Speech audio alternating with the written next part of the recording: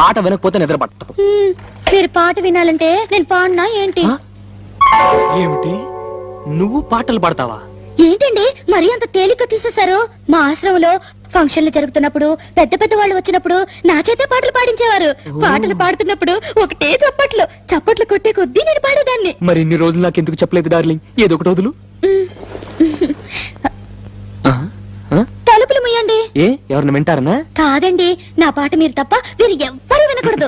నా పాట మీకే అంకితం. ఓ ఏం కొట్టేవే నచ్చలక. వస్తానుండు, నీ పాట నాకే అంకితం.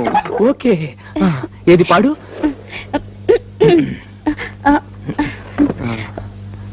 అబ్బా, మీరు నా మొహం అంక చూడకండి, నాకు సిగ్గేస్తుంది. నీ మొహం చూడకుండా ఇంకేం చూడమంటావే?